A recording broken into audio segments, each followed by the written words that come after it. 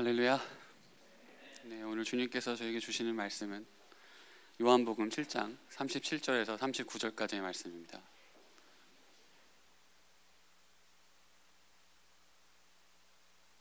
오늘 주님께서 저에게 주시는 말씀은 요한복음 7장 37절에서 39절까지의 말씀입니다. 네, 말씀 구절이 길지 않으니까 저희 시간 한 목소리로 읽겠습니다. 다 찾으신 줄 알고 함께 읽도록 하겠습니다. 명절 끝날 곧 그 큰 날에 예수께서 서서 외쳐 이르시되 누구든지 목마르거든 내게로 와서 마시라. 나를 믿는 자는 성경에 이름과 같이 그 배에서 생수의 강이 흘러나오리라 하시니 이는 그를 믿는 자들이 받을 성령을 가리켜 말씀하신 것이라. 예수께서 아직 영광을 받지 않으심으로 성령이 아직 그들에게 계시지 아니하시더라. 아멘.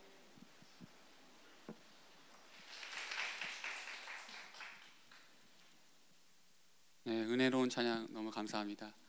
우리 셰마 찬양팀이 정말 지금 밖에 날씨처럼 이렇게 은혜의 단비가 쏟아지는 것 같습니다. 이렇게 찬양을 통해서 너무 잘 들었습니다. 하나님께서도 기뻐 받으신 줄 믿습니다. 네, 안녕하세요, 청년부 여러분. 오늘 이 자리에 나오신 청년부 여러분들은 이제 신약성서의 시작을 알리는 마태복음 그리고 그걸 비롯해서 마가복음, 누가복음, 그리고 오늘 저희가 함께 살펴본 본문에 담겨져 있는 요한복음을 포함한 이 4개의 복음서들을 한 번쯤 다 읽어보셨나요? 읽어보셨다면 각각 4개의 복음서가 마음에 어떻게 다가오셨나요? 이 4개의 복음서가 저에게 보여주는 예수님의 모습은 어떻게 같고 또 다른가요? 그리고 그로 말미암아 예수님에 대해 무엇을 어떻게 더 자세히 알게 되셨나요?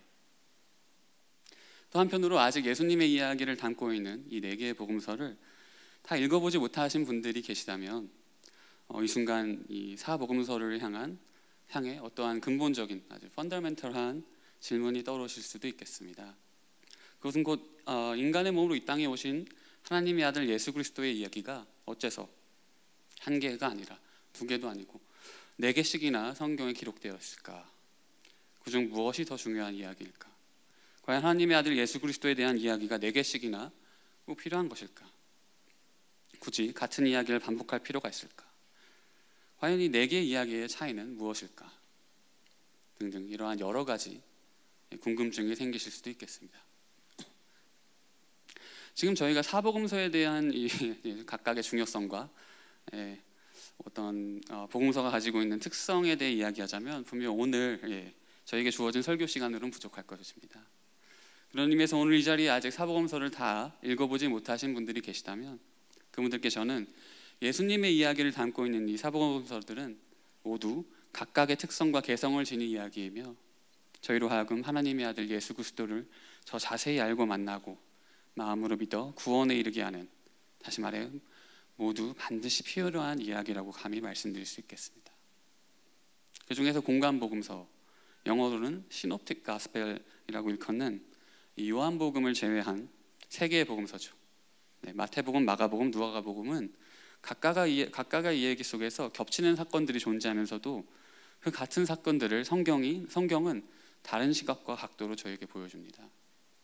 그런 반면에 오늘 본문이 담겨져 있고 또 공관복음서에 포함되어 있지 않은 이 요한복음서는 공관복음서에는 결코 등장하지 않는 사건들이 존재하는데요. 그중 대표적인 사건들은 요한복음 2장에 등장하는 가나 혼인 잔치에서 물을 포도주로 변화시키는 예수님의 이야기, 요한복음 11장에서 예수님께서 죽은 나사로를 살리신 이야기, 그리고 예루살렘과 갈릴리와 온 유대 땅을 두루 다니시며 사역하셨던 몇몇의 이야기, 그리고 더 나아가서는 예수님께서 잡히기 전날 밤 제자들과 나누셨던 긴 대화의 내용과 장면일 것입니다. 그리고 반대로 공관복음서에는 다루지만 요한복음에서는 다루지 않는 사건들도 있습니다. 그 중에는 대표적으로 예수님이 세례받으시는 구체적인 이야기, 12제자를 부르시는 예수님의 자세한 이야기, 예수님의 공생의 기간 동안 나누셨던 비유들, 파라볼이라고 하죠. 그리고 귀신을 쫓아내신 기적의 이야기들, 그리고 더 나아가 제자들과 함께 하신 최후의 만찬 이야기가 등장하지 않습니다. 물론 요한복음 또한 공관복음서에 나오는 이야기 중에서 예수님께서 5,000명을 먹이시고 또 무리를 거르신 기적과 같은 사건들이 등장을 함으로써 분명 서로 공유하는 이야기도 존재합니다. 그런 의미에서 오늘 저희가 함께 읽은 본문의 이야기는 공간복음서에는 등장하지 않고 요한복음에서만 다루는 이야기입니다. 그리고 그 중에서도 오늘 본문은 요한복음 안에서 예수님께서 자주 언급하시고 또 주된 배경이 되는 물에 대한 이야기입니다. 요한복음 안에서 물에 대한 이야기는 요한복음 2장에서 처음 등장을 하는데요. 그리고 요한복음 읽어보신 분들이 있으시다면 잘 아실 수 있는 사마리아 여인의 이야기도 우물을 배경으로 하고 있고 예수님과 여인의 주된 대화의 내용도 물에 관한 것임을 잘 아실 수 있습니다. 물론 조금 더 정확하게 말씀드리자면 요한복음 안에서 물에 대한 언급 자체는 요한복음 1장에서 주의 길을 예비하는 자 세례 요한으로부터 시작합니다. 세례 요한은 요한복음 1장 26절에서 27절에 예수님을 가리켜 이렇게 고백합니다. 요한이 대답하되 나는 물로 세례를 베풀거니와 너희 가운데 너희가 알지 못하는 한 사람이 있었으니 곧 내 뒤에 오시는 그이라. 나는 그의 신발끈을 풀기도 감당하지 못하겠노라 하더라. 그리고 더 나아가 세례 요한은 이렇게 고백합니다. 나도 그를 알지 못하였으나 그가 와서 물로 세례를 베푸는 것은 그를 이스라엘에 나타내려 함이라 아니라. 요한이 또 증언하여 이르되 내가 보매 성령이 비둘기같이 하늘로부터 내려와서 그의 위에 머물렀더라. 나도 그를 알지 못하였으나 나를 보내어 물로 세례를 베풀라 하신 그이가 나에게 말씀하시되 성령이 내려서 누구 위에든지 머무는 것을 보거든 그가 곧 성령으로 세례를 베푸는 이인 줄 알라 하셨기에 내가 보고 그가 하나님의 아들이심을 증언하였노라 하니라. 즉 성경은 세례 요한의 물로 세례를 주는 사역을 통해서 하나님의 아들 예수 그리스도께서 이 땅에 하나님 아버지의 뜻 가운데 인간의 몸으로 오셨다는 사실을 저희에게 보여줍니다. 그리고 그 사실을 뒷받침해 주는 증거는 바로 하나님의 영이신 성령께서 예수님께서 물로 세례를 받으시던 그때에 매우 특별하신 방법으로 그가 하나님의 아들이심을 나타내주고 계시기 때문입니다. 그런 의미에서 요한복음 안에서 물은 그리스도께서 하나님의 아들이심을 나타내는 어떠한 중요한 역할을 하는 것처럼 보여지기도 합니다. 네, 좀 전에 말씀드린 대로 요한복음 안에서 예수님과 직접적으로 연결되는 물의 이야기의 시작은 요한복음 2장에서 나오는 가나 혼인 잔치 이야기인데요. 이 이야기 속에서 예수님께서 물을 포도주로 변화시키는 기적을 일으키십니다. 그런데 이 이야기 속에서 저희는 어쩌면 잘 이해가 되지 않는 듯해 보이는 예수님의 모습을 발견하게 됩니다. 가나 혼인잔치에서 예수님께서는 어머니 마리아로부터 혼인잔치에 하객들에게 대접할 포도주가 다 떨어졌다는 소식을 듣게 됩니다. 그러자 요한복음 2장 4절에서 예수님께서는 마리아에게 어쩌면 앞뒤가 잘 맞지 않는 듯한 말로 대답하십니다. 예수께서 이르시되 여자여 나와 무슨 상관이 있나이까 내 때가 아직 이르지 아니하였나이다. 마리아로부터 포도주가 다 떨어졌다는 이야기를 듣고 난 후에 예수님의 첫 번째 반응은 어쩌면 쉽게 이야기가 되기도 합니다. 나와 무슨 상관이 있나이까? 라고 되묻는 예수님의 대답은 어쩌면 포도주가 다 떨어진 게 나랑 무슨 상관이 있느냐? 나에게 지금 이 이야기를 왜 하시는 거냐? 라고 묻는 것 같습니다. 그도 그럴 것이 어머니 마리아는 지금 예수님께 포도주가 다 떨어졌으니까 어서 만들어 달라는 어떠한 직접적인 부탁을 이야기 속에서 하고 있지 않습니다. 하지만 곧이어 내 때가 아직 이르지 아니하였나이다 라는 이 말씀은 사실 저희로 하여금 많은 질문을 하게 만듭니다. 먼저 예수님이 말씀하신 이때, 영어로는 time, the hour 이라는 표현이 정확히 언제를 가리키는 것이며 또 지금 이 상황과 도대체 어떻게 연결되어 있냐는 하는 것일 텐데요. 다시 말해 뭔가 예수님과 마리아가 주고받는 대화가 동문서답, an irrelevant answer, an incoherent reply처럼도 보이고 또 예수님께서는 지금 상황과 맞지 않는 out of context 같은 대답을 하고 계신 것처럼 보이기도 합니다. 그리고 이러한 상황에 맞지 않는 듯한 예수님의 어떠한 말과 행동은 사실 요한복음 안에서 자주 볼 수 있습니다. 특히 오늘 본문 요한복음 7장 37절에서 39절의 앞뒤 이야기를 살펴보면 예수님께서 이번에는 상황과 맞지 않는 듯한 out of context인 것 같은 어떠한 행동을 하십니다. 즉 이러한 예수님의 모습은 요한복음 2장에서 이야기하는 또 상반되어 컨트라스트 되어 보입니다. 왜냐? 가나 혼인잔치에서는 어머니 마리아로부터 들은 이야기를 통해 쉽게 이해할 수 없는 어떠한 말을 하신 것과 달리 오늘 본문에서 예수님은 아무도 묻지도 따지지도 않았는데 갑자기 사람들에게 나타나 가르침을 전하는 어떠한 행동을 하고 계시기 때문입니다. 그런 의미에서 저희는 예수님의 이렇게 쉽게 이해되지 않는 이러한 말과 행동에 대해서 그 의미를 살피는 것은 매우 중요한 일일 것입니다. 그리고 그에 앞서 저희는 먼저 예수님의 이러한 말과 행동의 근원은 무엇이고 또 어디인지를 먼저 생각해 볼 필요가 있겠습니다. 요한복음은 유독 아버지 하나님과 하나님의 아들은 하나임을 저희에게 가르쳐 주는데요. 요한복음 1장 1절에서 3절에서 성경은 특히 하나님의 아들 예수 그리스도를 말씀이요 태초에 하나님 아버지와 함께 계셨고 그가 곧 하나님 아버지 하나님과 함께 세상을 창조하셨으며 그가 하나님 아버지와 곧 동일하신 하나님이라는 사실을 저희에게 확인시켜주며 요한복음의 이야기를 시작합니다. 요한복음 1장 1절에서 3절 말씀입니다. 제가 읽어드리겠습니다. 최초에 말씀이 계시니라. 이 말씀이 하나님과 함께 계셨으니 이 말씀은 곧 하나님이시라. 그가 태초에 하나님과 함께 계셨고 만물이 그로 말미암아 지은 바 되었으니 지은 것이 하나도 그가 없이는 된 것이 없느니라. 그리고 더 나아가 예수님의 말씀과 가르침을 통해서 성경은 요한복음 안에서 지속적이고 반복적으로 하나님의 아들과 하나님 아버지는 하나이신 것은 물론이며 하나님의 아들은 결코 인간의 몸으로 이 땅에 오셔서 독단적으로 다시 말해 스스로 판단하여 일을 행하시는 것이 아니라 오로지 아버지 하나님의 뜻 가운데서만 일하시는 것을 저희는 발견할 수 있습니다. 예수님께서는 요한복음 5장 19절에 이렇게 말씀하십니다. 내가 진실로 진실로 너희에게 이르노니 아들이 아버지께서 하시는 일을 보지 않고는 아무것도 스스로 할 수 없나니 아버지께서 행하시는 것을 그것을 아들도 그와 같이 행하느니라. 그리고 곧 이어 요한복음 5장 30절에서도 예수님께서는 이렇게 말씀하십니다. 내가 아무것도 스스로 할 수 없노라. 듣는 대로 심판하노니 나는 나의 뜻대로 하려 하지 않고 나를 보내신 이의 뜻대로 하려 함으로 내 심판은 의로우니라. 그러므로 성경은 요한복음 안에서 나타나는 예수님의 모든 행동과 말은 모두 다 하나님 아버지의 뜻 가운데서 이루어진다는 사실을 저희에게 보여주고 있습니다.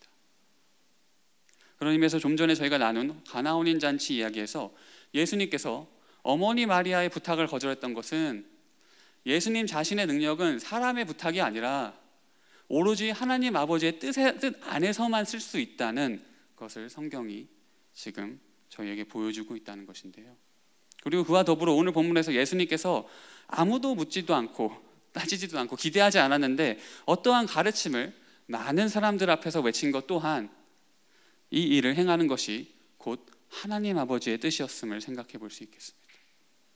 특히 오늘 본문에서 이루어지는 예수님의 이러한 뜻밖의 말과 행동은 오늘 본문의 이야기의 앞뒤 상황을 이해하고 살펴본다면 굉장히 놀라울 수밖에 없는데요. 예수님은 요한복음 5장에서 병든 자들을 치료해 주시며 종교 지도자들과 대립하게 되고 본격적으로 이들로부터 죽음의 위협을 받게 됩니다. 그리고 종교자들이 그토록 예수님을 죽이고 싶게 된 이유는 예수 그리스도께서 병든 자들을 안식일에 치료해 주었기 때문입니다.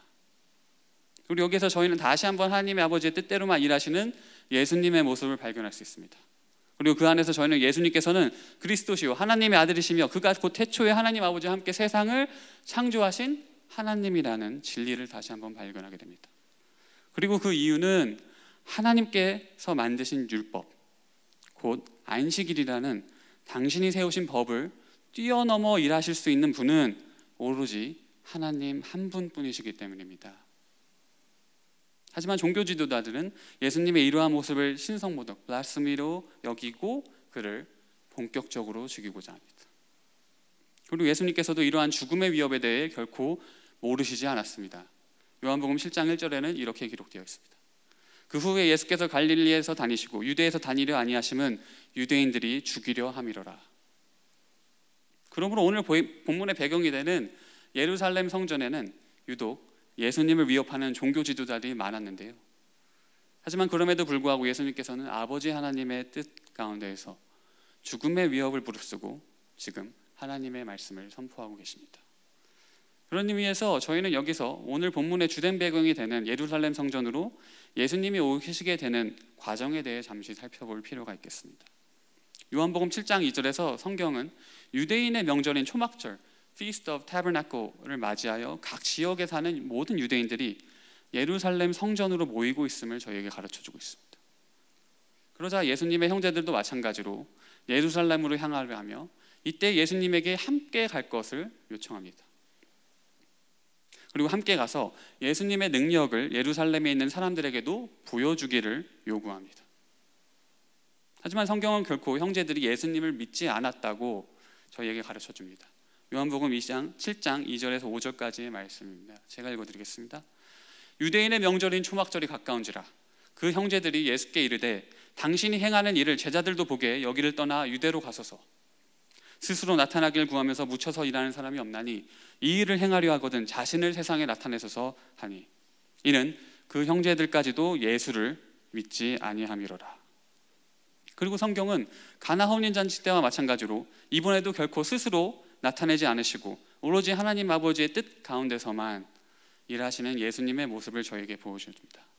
그 다음 절인 6절에서 9절까지의 말씀입니다. 예수께서 이르시되 내 때는 아직 이르지 아니하였거나 내 때는 아직 이르지 아니하였거니와 너희 때는 늘 준비되어 있느니라. 세상이 너희를 미워하지 아니하되 나를 미워하나니 이는 내가 세상의 일들을 악하다고 증언하노라. 너희는 명절에 올라가라. 내 때가 아직 차지 아니하였으니 나는 이 명절에 아직 올라가지 아니하노라. 이 말씀을 하시고 갈릴리에 머물러 계시니라. 그런데 성경은 가나 혼인 잔치 때와 마찬가지로 이번에도 예수님께서는 내 때가 the hour, my time 아직 이르지 아니하였다 하시면서도 물을 포도주로 바꾸는 기적을 행하셨던 것처럼 이번에도 형제들에게는 예루살렘으로 가지 않겠다고 말씀하셨지만 곧이어 오늘 본문을 통해서 알 수 있듯이 예루살렘 성전으로 올라가십니다. 마치 이야기가 반복되는 것처럼 보이고 예수님의 이러한 태도가 저희로서는 어쩌면 쉽게 이해가 되지 않습니다. 하지만 반복되는 것처럼 보이는 이 두 이야기 속에서도 분명한 차이점이 있습니다. 그리고 그 차이는 바로 예수님께서 먼저 예수님께 어떠한 부탁과 요구를 하는 등장인물들의 믿음일 것입니다. 먼저 성경은 가나 혼인 잔치 이야기 속에서 어머니 마리아는 예수님께 포도주가 다 떨어졌다는 이야기를 한 후에 예수님의 거절을 듣고 나서는 오히려 더 진취적으로 프로그레시브하게 행동하는 것을 저희에게 보여줍니다.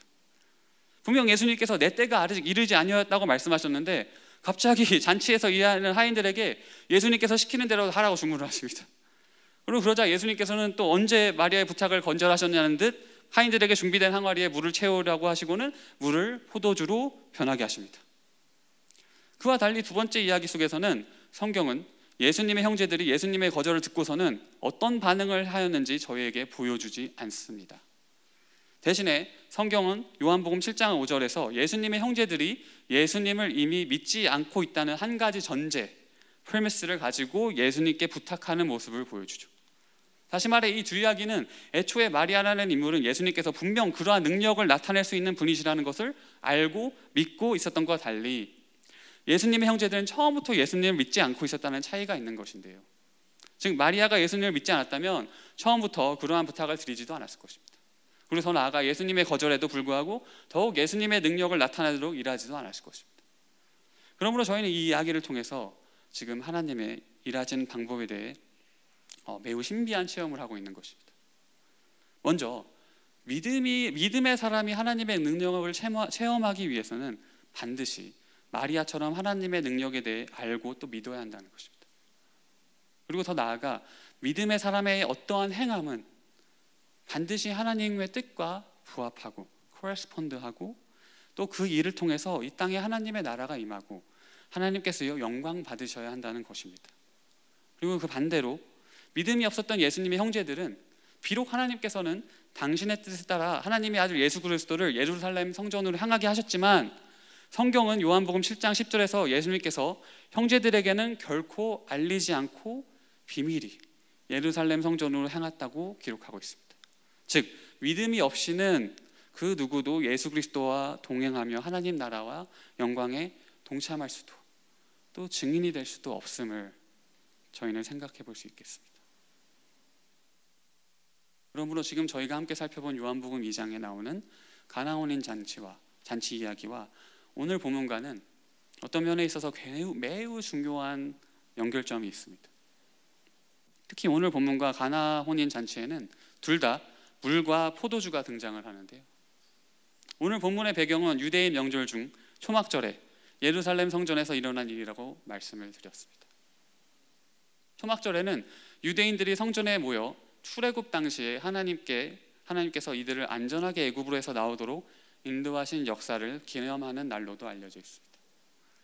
그리고 이 명절에는 반드시 성전에서 이루어지는 행사가 있었는데, 그것은 곧 강가에서 길러온 물과 또 포도주를 예루살렘 성전에 가져와 지정된 장소에 채우고 흘려보내기를 반복하는 행사였다고 합니다. 이 행사는 하나님의 축복을 바라는 마음에서 비롯된 일종의 의식처럼 치루어졌다고 하는데요. 그리고 더 나아가 이 행사는 곧 구약 성경에서 약속하신 이스라엘의 구원자 메시아를 기다리고, 또 그가 하나님의 영이신 성령을 물처럼 사람들에게 부어주시기를 바라는 뜻에서 행해졌다고 합니다.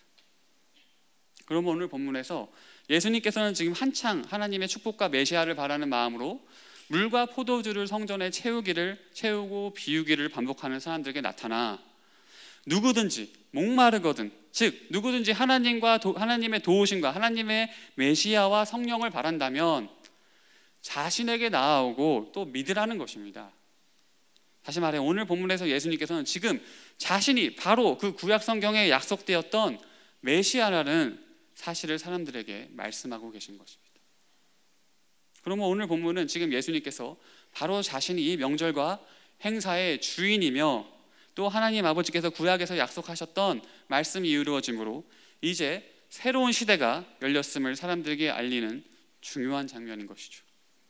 그런 의미에서 가나안 혼인 잔치에서 예수님께서 많은 사람들에게 물을 포도주로 변화시켜 대접한 이야기 또한 같은 오늘 본문과 같은 맥락일 것입니다. 다시 말해 물이 포도주로 새로워진 것처럼 이제 하나님을 믿고 따르며 하나님의 구원의 은혜를 누리기 위해 행하던 모든 율법과 방식들은 이전 것이 되어 지나가고, 이제는 예수 그리스도를 믿는 그 믿음만이 하나님의 구원의 은혜를 누리는 하나님의 새로운 법이요 또 능력이라는 것입니다. 그러므로 오늘 본문에서 예수님께서는 자신이 사람들이 기다리던 메시아라는 사실을 알리심과 동시에 더 나아가 누구든지 그를 믿는 자는 생수의 강이 흘러나오게 된다, 즉 구약 성경에서 약속하셨던 하나님의 영이신 성령이 임할 것이라는 말씀을 선포하셨는데요. 그런데 오늘 본문 39절에는 아직 예수님께서 영광을 받지 않으셨기 때문에 하나님의 영이신 성령이 아직 사람들에게 임하지 않았다고 성경은 기록하고 있습니다. 예수님께서 받으셔야 할 영광, 이것은 저희가 앞에서 살펴본 가나운인 잔치에서도 나왔고, 예수님께서 요한복음 안에서 반복적으로 말씀하신다는 그때, 영어로는 말씀드렸듯이 the hour, the time 이라는 표현과도 관계가 있습니다. 예수님께서 말씀하신 그 때와 또 그 영광의 실체는 요한복음 12장에서 예수님께서 예루살렘에 입성하시면서 본격적으로 드러나는데요. 그리고 성경은 예수님의 때와 받으신 영광은 바로 하나님 아버지의 뜻 안에서 온 세상 사람들의 구원을 위해 십자가에 달려 죽으시고 부활하시는 그 때를 말씀하시는 것임을 저희에게 가르쳐 줍니다. 예수님께서는 요한복음 12장 23절에서 비로소 예루살렘에 입성하시고 죽음을 며칠 앞에 두시고는 이렇게 말씀하십니다. 예수께서 대답하여 이르시되 인자가 영광을 얻을 때가 왔도다. 즉 가나운인 잔치에서 아직 내 때가 my time, my hour 이르지 않았다고 말씀하셨던 예수님께서는 이제 드디어 자신이 하나님 아버지의 뜻에 따라 십자가에 달려 죽으시고 부활하심으로 온 세상이 하나님의 영이신 성령으로 말미암아 하나님의 아들 예수 그리스도를 믿고 마침내 하나님의 구원의 은혜를 누리게 되는 바로 그 때가 왔다고 말씀하시는 것입니다. 그리고 그렇게 하나님의 아들 예수 그리스도께서는 인간의 몸으로 이 땅에 오셔서 인류를 위해 십자가에 달려 죽으시며 요한복음 19장 28절에서 이렇게 말씀하십니다. 그 후에 예수께서 모든 일이 이루어진 줄을 아시고 성경에 응하려 하사 이르시되 내가 목마르다 하시니. 다시 한번 읽어드리겠습니다. 성경에 응하려 하게 하사 이르시되 내가 목마르다 하시니.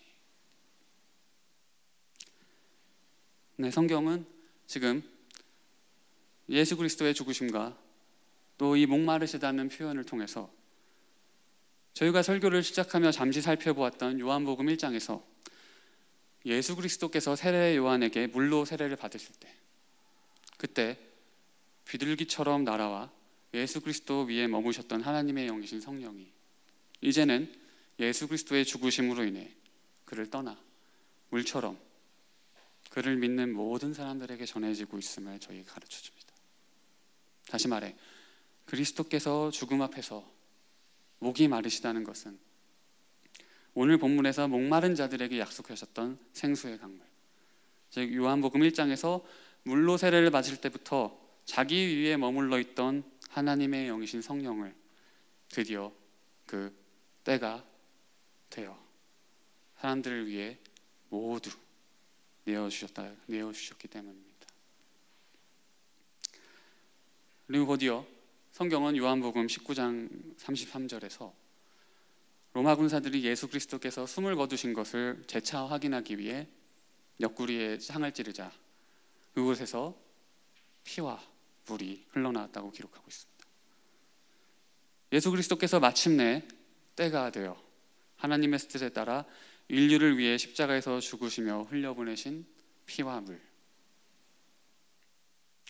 이것은 곧 오늘 본문의 배경이 되는 예루살렘 성전에서 사람들이 그토록 메시아를 바라며 물과 포도주를 담고 흘려보냈던 것처럼 다시 한번 그가 진실로 예루살렘의 성전이자 또 성전의 주인이시며 그가 그곳에서 신령과 진정으로 예배받으시기 합당하신 우리의 하나님이시며 요한복음 6장 54절에서 우리의 영생을 위해 우리에게 그의 피를 마시라고 말씀하셨던 것처럼 이제는 포도주 대신에 우리의 성전이신 예수 그리스도께서는 우리의 구원을 위해 구약에서부터 전해 내려오던 하나님의 말씀과 뜻에 따라 그렇게 그의 성전에서 그의 몸에서 모든 피와 물을 흘려보내셨음을 성경은 오늘 저희에게 가르쳐주고 있습니다.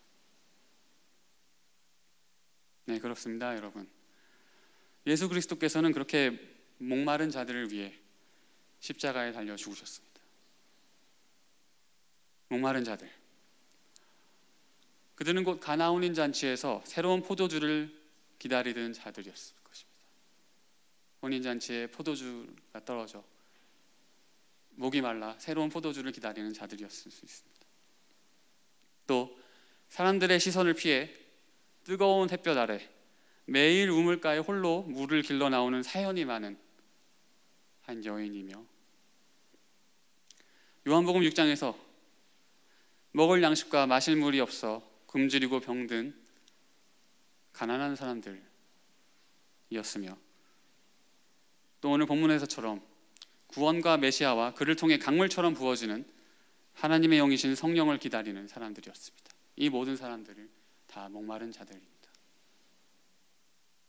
그리고 더 나아가 오늘 이 자리에 나오신 저와 여러분 한 분 한 분이 바로 날마다 삶 속에서 예수님의 도우심이 필요한, 그리고 또 예수님을 통해 주어지는 하나님의 구원의 은혜가 필요한 목마른 자들인 줄 믿습니다. 그런 의미에서 오늘 이 자리에 나오신 저와 청년부 여러분 한 분 한 분에게 오늘 예수님께서 이렇게 말씀하시는 줄 믿습니다. 누구든지 목마르거든 내게로 와서 마시라. 다시 한번 말씀드리겠습니다. 누구든지 목마르거든 내게로 와서 마시라. 사랑하는 토론토 영락교회 청년부 여러분들, 여러분들은 오늘 어떤 목마름을 가지고 이 자리에 나오셨나요? 어떤 목마름을 가지고 한 주를 보내셨나요? 어떤 목마름으로 인해 괴로우신가요? 어떤 목마름으로 인해 잠 못 이루시나요? 그리고 어떤 목마름으로 인해 삶에 만족이 없으신가요? 이 시간 저희의 목마름을 주님 앞에 다 내려놓기 원합니다. 그리고 주님께서 오늘 약속하셨던 것처럼, 그리고 그 약속을 십자가에서 지키신 것처럼 우리의 목마름을 다 아시고 그 목마름을 채워주실 것을 믿으며 또 십자가를 통해서 이미 채워주신 줄 믿고 나아가기 원합니다. 그러므로 저희가 이 시간을 통해서 저희 정말 믿음으로 나아가기 원합니다. 가나안 혼인 잔치에서의 마리아처럼 주님께서는 우리의 목마름을 채워주실 수 있는 능력이 있다는 것을 알고 또 믿음으로 나아가시기 원합니다. 예수님의 형제들처럼 주님을 향한 의심이 마음 가운데 있으시다면 이제는 내려놓게 되시기를 간절히 바랍니다. 그리고 그리하여 이제는 하나님께서 우리의 삶 속에 그리고 우리의 삶을 통해 일하시는 역사에 참여하시고 예수 그리스도를 증거하는 증인이 되시기를 바랍니다.